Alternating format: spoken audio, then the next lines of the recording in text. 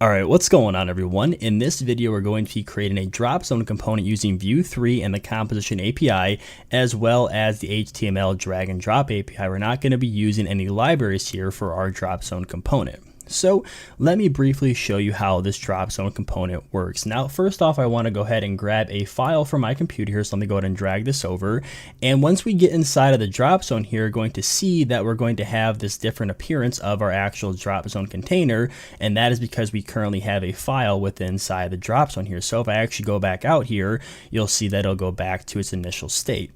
So now when I actually drop this file in the DropZone here, you can see that this file value here that was initially empty is now going to be populated with the file name, because that is a current value of the file that we have selected inside of our DropZone.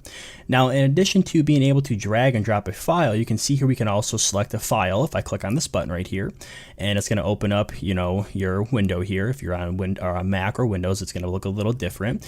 And I can just go ahead and select a photo as you would normally do with any kind of file input here. So let me go ahead and select this one right here, and you can see once I do that, the file that is currently selected is going to change here, and you can see that is shown by the name of the file that we have selected here just below our DropZone. All right, so that's what we're going to be building, so let's go ahead and get started. Now, really quick before we jump into the video here, if you want to support the channel and the free content that I am making here on YouTube, you now have the ability to join my channel. So you're going to see this button here called join on the actual channel homepage. Now, when you click on this, it's going to populate a modal here, which is going to allow you to join my channel for $2.99 a month. Now, not only are you supporting me and the free content that I'm making here on YouTube, but you're also going to get loyalty badges next to your name whenever you leave a comment on one of my videos. Now, in addition to this, you're also going to get credited inside of my video outro and video descriptions. Now for this project, we are going to be utilizing the Vue CLI to create our Vue application here. Now to utilize this, first off, what you need to have is Node.js installed on your system. Now you may already have it installed and don't know it. Now to check, what you can do is, if you're on Mac, open up a terminal. If you're on Windows, open up a command prompt and run the command node-v here. And if you get return a version here, that means you have Node installed on your system and that you're going to be all set to actually utilize and install the Vue CLI on your system. Now if you don't, then click on one of these options right here and go through the installation steps and install Node onto your system.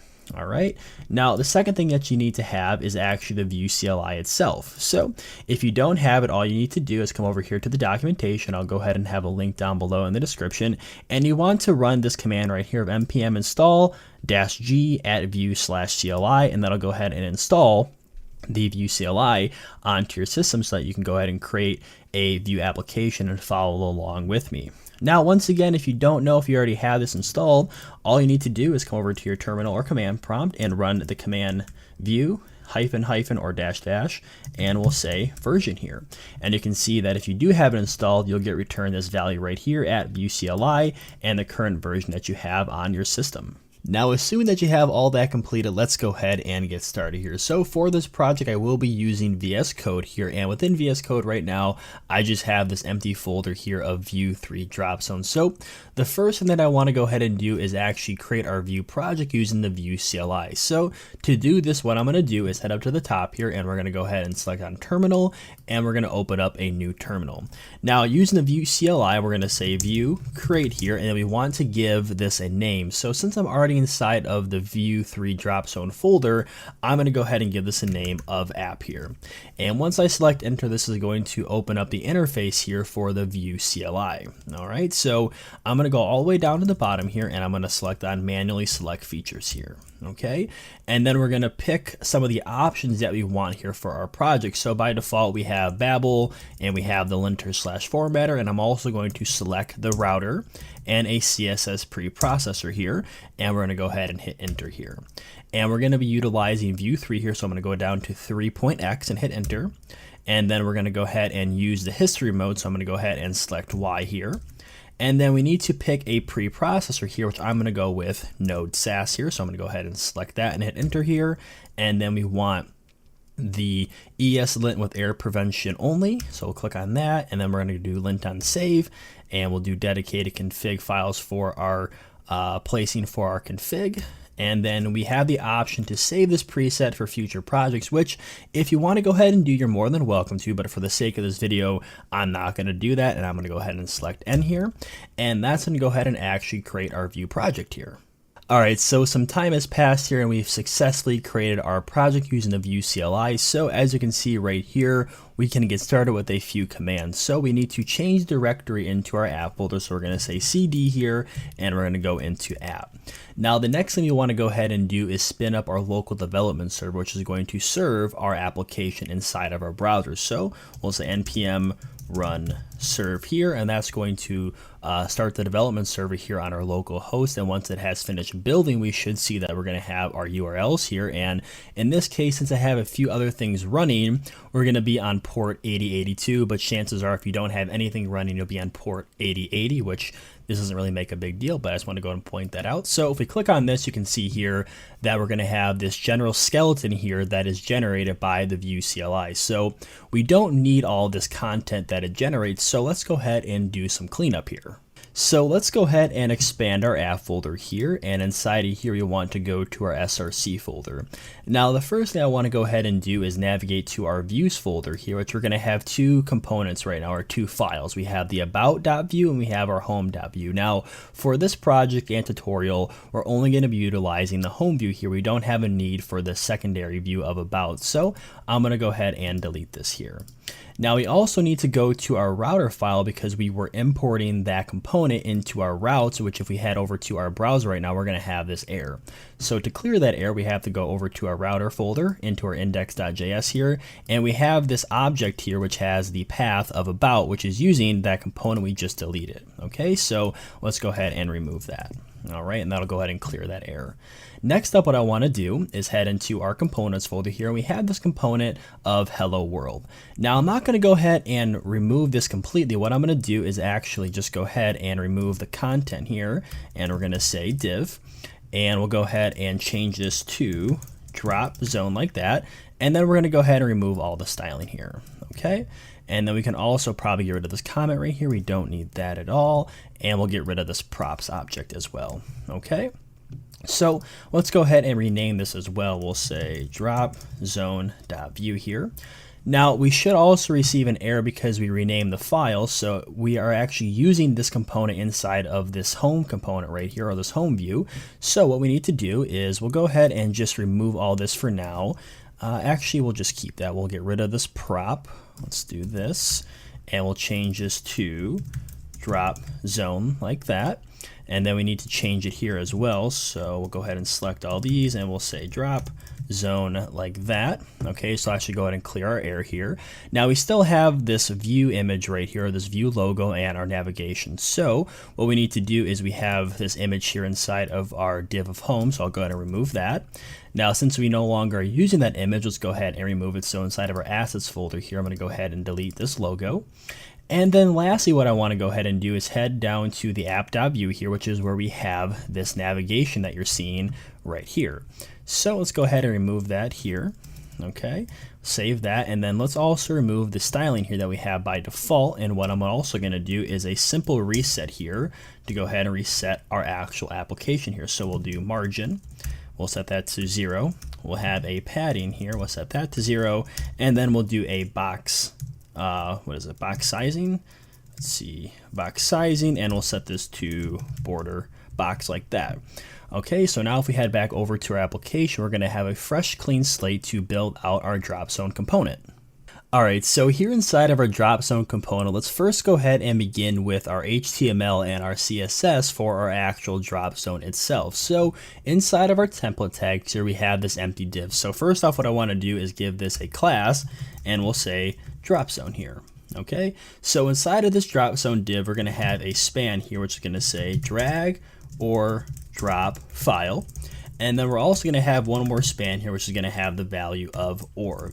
Now, if we head over to our finished demo here, you can see we have this ability to select a file with a button. Okay, so to generate that, what we're going to do is we're going to have a label here, and we're going to pass it a for attribute. So we're going to say drop zone file like this, and then we'll pass in the value of select file here. And then we're going to go ahead and generate our input type here, or an input, and we want to have the type of file here. Now what we want to do is we want to associate the same value here that we have in our for attribute inside of the ID attribute here inside of our inputs. So I'm going to go ahead and copy this and we'll paste that in here. Now if you're unfamiliar with what this does, when you have a label that has the for attribute match up with the ID, when you click on the actual label itself, it's going to put you inside of that input, or it's going to actually initiate whatever type of input that is. In our case, it's a file, so it's going to actually open up the ability to select a file. So if we head back over to our actual application here, it doesn't look very pretty yet, but if I choose or click on the select file here, you should see that it's going to populate the ability for us to select a file here. Okay, so that's going to be our general markup here. So let's go ahead and work on our styling here. So let's add a few line breaks here and let's target our DropZone class here. Okay, so first off, what I want to do is I want to give this a fixed width and a height. So we're going to go ahead and give this a width of 400 pixels and we'll do a height of 200 pixels. Now feel free to make this whatever size you want. This is just the size that I chose to make for this demonstration or demo. Okay, next up what I want to do is I want to display this drop zone as flex, and then I want to change the flex direction here to a column. Now in order to actually push all the content into the center here, what we're going to do is we're going to say justify content and we'll say center, and then we'll do align items and we'll also say center as well. So if I head back over here now, you should see that we have everything pushed in the center because we have it a fixed width of 400 and it's 200 pixels tall. Now what we want to do is we want to add some separation here between each one of our items here, or our flex items. So what we can do is we can actually add the property of row, and we'll say gap here, and then we'll pass it the value of 16 pixels. Okay, now we also want to add our border around the entire thing. So if we head over to our finished demo here, you can see we have this green border around the entire box here. So we're going to achieve that using a border and the actual type of dash. Okay, so we'll say border here, we'll do 2 pixels and we'll do dashed, and we're going to use a color of 41B883, which is a mint green, and then we're going to pass it the background color here of white, and then we're also going to give it a transition here, and we're going to say 0.3 seconds ease all, and you'll see why we're going to use this in just a little bit. Okay, so if I save this and we head over, you should see now it's starting to take shape here and looks a lot better. All right, so next up what I want to do is actually style up our label here and our input. Okay, so we'll stay inside of our DropZone class here, and we'll say, or we'll target our label here.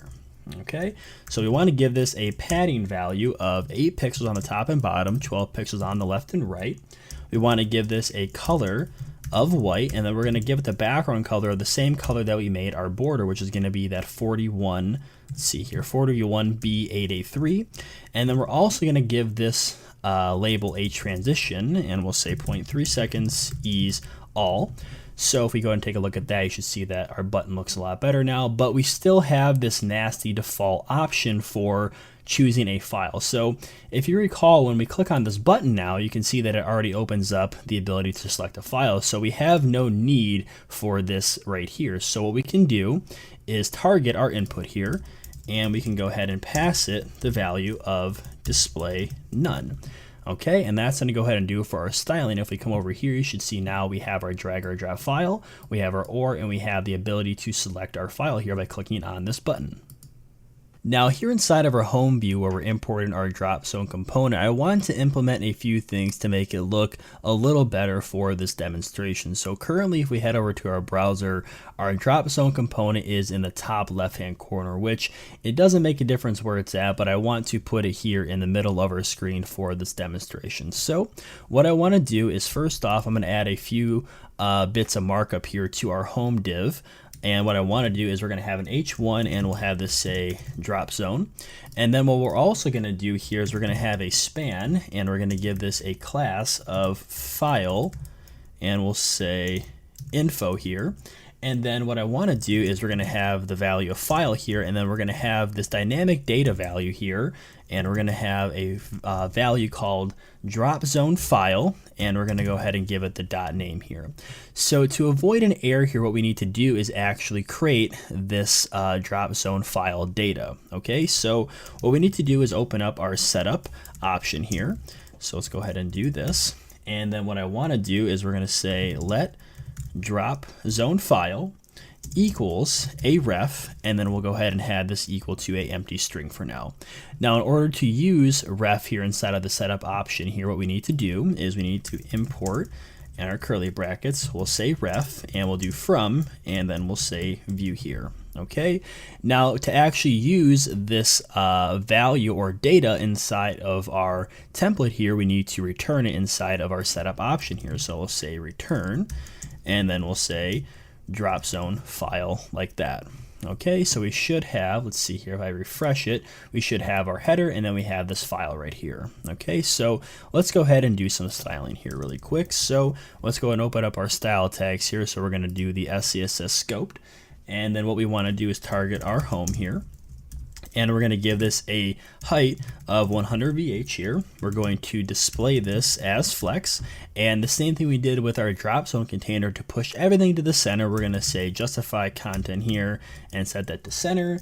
And then we'll have align item, set that to center like that. And then what we want to do is I want to give this a background color here. And we're going to say F1, F1, F1 like that.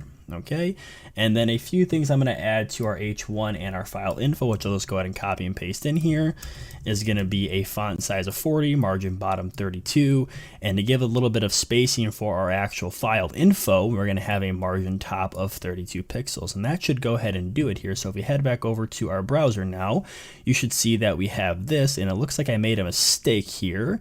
And what did we do wrong? Oh, we forgot to do flex direction here and put that to column. So if we do that, now everything should be stacked here. So we have our header, we have our actual drop zone, and here's where we're going to have the actual name of the file when we actually drag or drop it or select it into our drop zone container here. Okay, so now at this point, we're ready to begin to implement the ability to drag and drop our file into our drop zone here. So by default, if I go ahead and try to drag and drop a photo here from my computer into our drop zone, you can see the default behavior is going to be to open this file inside of our browser, which is what we don't want. So let's go ahead and fix that. Now, in order to detect when we are dragging a file into our drop zone, we're going to be using the built-in HTML drag and drop API, which if I go over to our next screen here, you'll see that I have the documentation pulled up here on Mozilla. Now, if we scroll down here, there is a heading called drag events right here, which is going to list out all the events that we can listen for, which we're going to be using to create our drop zone component here. Now, I'm not going to go over all these that are listed here, but we are going to use a few to create our component here.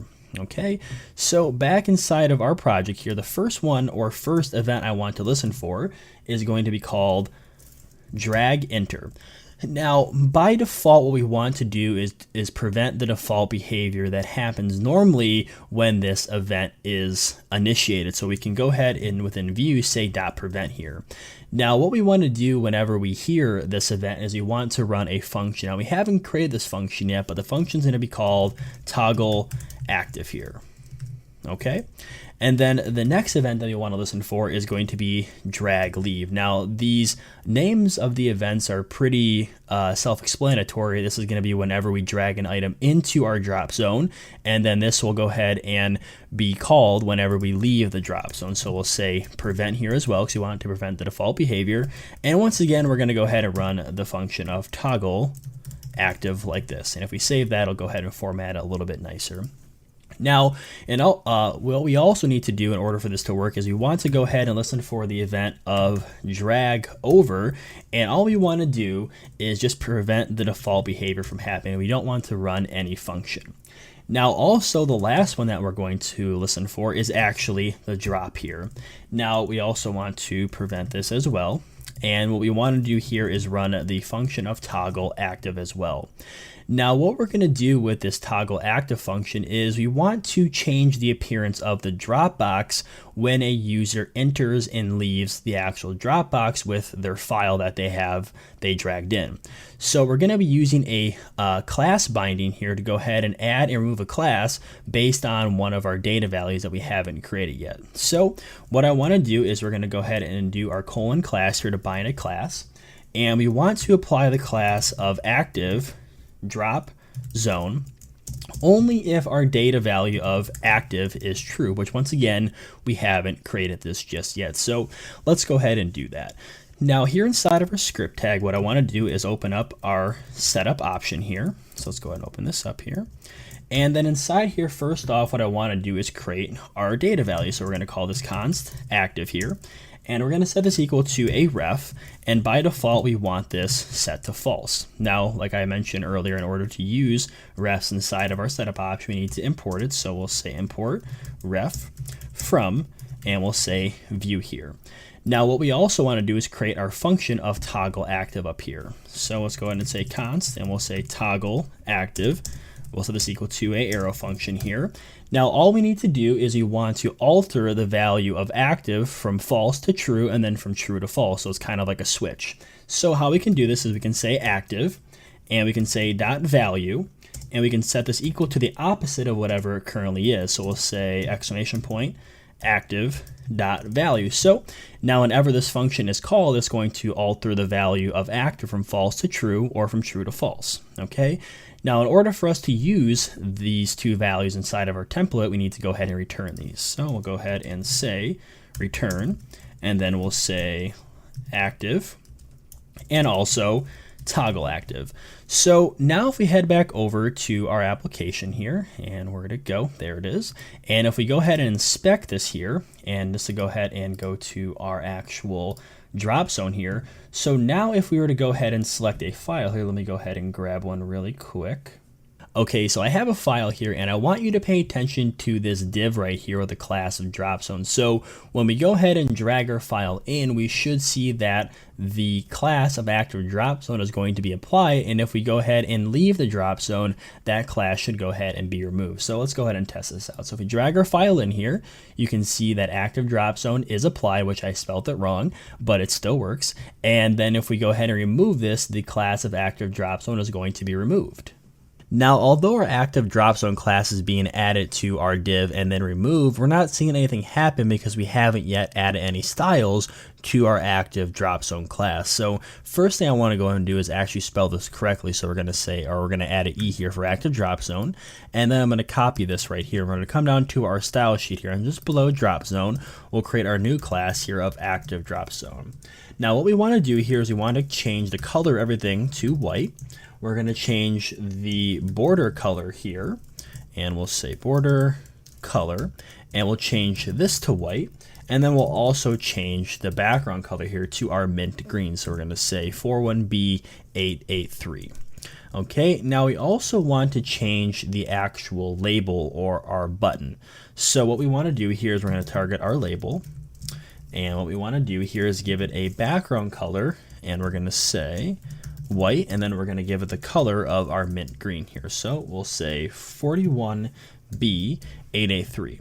So now if we save this and head back over to our application here and we grab a file, so let me go ahead and grab a file once again here. Okay, so I have a file here, and now if I go ahead and drag this into our DropZone, we should see that our active DropZone class is going to be applied. We have our green background, our white text, and we also have our white button with green text. And if I leave the DropZone, it's going to be reverted back to its initial default state here. Now, one thing I do want to cover here really quick to avoid any confusion inside of our DropZone component is this drop event. Now, whenever we hear the drop event, we're running this function of toggle active. Now, it may not be so clear as to why we're running this function when we hear the drop event as it is for the drag leave and drag enter. Those are pretty self-explanatory. When we go ahead and drag a file into the DropZone, we want to go ahead and activate this DropZone class here. So we run this function, which changes this value value to true, and it's going to apply this class. And when we leave, we want it to do the opposite. We want it to remove or set this value to false, so it removes that class. So that's all pretty self-explanatory. Now, like I said, it may not make too much sense why we need to run this function again a third time when we hear the drop event. Now, to go ahead and show you why we need to run this, I'm going to go ahead and simply remove this function to be called when we hear the drop event, and I want to show you what's going to happen. Okay, so if we head back over to our application here and I go ahead and drag a file into our drop zone, you'll see that it's going to work as expected. I can drag it in here and our class is going to be applied, and if I drag it back out, it's going to remove that class. Now let's see what happens when I actually drop the photo into our drop zone here. You can see that the class is never removed, and we don't want that. Now, to go ahead and resolve that, what we need to do here is go back into our code, and we want to reapply this function right here on the drop event. So now if I go back to our application here and I refresh it, and we take another file once again and we drop it in here, and you can see once we drop it, our class of active drop zone is going to be removed. Now, although we're able to drag and drop our file here into our drop zone, nothing is going to happen. What I mean by that is we're not storing a reference to our file anywhere within our application. So let's say that you wanted to use this drop zone within a form and you wanted the user to upload a photo. If you just dragged it and dropped it in here as it is, and you want to upload that file to the database, you wouldn't have a file to upload. Okay, so let's go ahead and fix that. So here within our home view, what I want to do is I want to listen for the drop event here on the actual drop zone component that we're importing here. So we're going to go ahead and listen for the drop event, and we're also going to prevent the default here. Now I want to go ahead and run a function that we haven't created yet called drop. So here inside of our setup option, let's go ahead and create that function. So we'll say const, and I'll just scroll down here a little bit to put this in the center of the screen, and we'll say drop and set this equal to a arrow function here. Now for this function, we're going to need to use the event parameter. So what I want to do is I want to pass an event here. So we can either pass in, you can explicitly say event here, or what I like to do is just say E. Okay. Now what we're going to do is we have this variable here of drop zone files. So what I want to do is we're going to take the drop zone file and we're going to set the value here equal to, and we're going to get a hold of our event parameter. And on this event parameter, we can access a property called data, and we can say transfer here, and then we can access the files here. Now, in our case, we're only going to be looking for one file, so we can go ahead and do some brackets here, and we can say 0 for the first file within this files array. Okay, so then what we need to do to actually use this function is return it right here. So let's go ahead and say drop. Now, since we already went ahead and defined this data here of dropzonefile.name inside of our span here, when we go ahead and drag and drop a file into our drop zone, we should see that file name appear right here within our span. Okay, so let's go ahead and test this out. So if we head back over here and we refresh it to make sure everything's up to date, if I drag and drop this photo right here, we should now see that we're storing the file within our application, and we now have this file name right here generated within our span. Now, the last thing that we need to do here is account for a user selecting a file within our DropZone component via the file input. Now, if we head over to that component, what I'm referring to is this right here with our label and our input. Now, what I want to do here is also add a class to this input, and we're going to go ahead and give it the name of DropZone file, which you go ahead and see why we're going to do in just a moment. Now, when a user selects a file from this input, what's going to happen is it's going to fire off an event called change. Now, what we want to do is come back over to our home view here, and we want to listen for that event, and then we want to run a function very similar to our drop function right here. Okay, so what we'll do is we'll listen for the change event here, and we're going to run a function called selected file. So let's go ahead and just copy this right here, and we'll come and go into our setup option and create this function. So we'll say const selected file, and we'll set this equal to our arrow function here. Now what we want to do is you want to say our DropZone file dot value is going to be equal to a document dot query selector, And then we want to go ahead and reference that class we just added to our input here of DropZone file. So I'll go ahead and copy this, and we'll say dot and DropZone file. And then we want to go ahead and access the files on this input. So we can say files here. And just as we have done here in our drop function, we want to only get reference to the first file. So we can go ahead and put some brackets around here and specify the value of 0 to go ahead and get that first file. Okay. Now, as always, to use this function within our markup, we need to go ahead and return it here at the very end of our setup option. Okay, so now if we head back over to our application and I do a refresh here, we should now be also able to click on this button of select file here and select a photo, and we should still see that name appear within our span tag here. So that is working. So we're now able to successfully drag and drop a photo into our drop zone, and we can also manually select a file via our file input. Alright, so that's going to go and wrap it up here for our Vue 3 DropZone component. If you guys did enjoy, I would really appreciate you guys leaving a like on this video and subscribing if you guys are new to the channel for more content like this. And I will see you guys in the next one. Take care.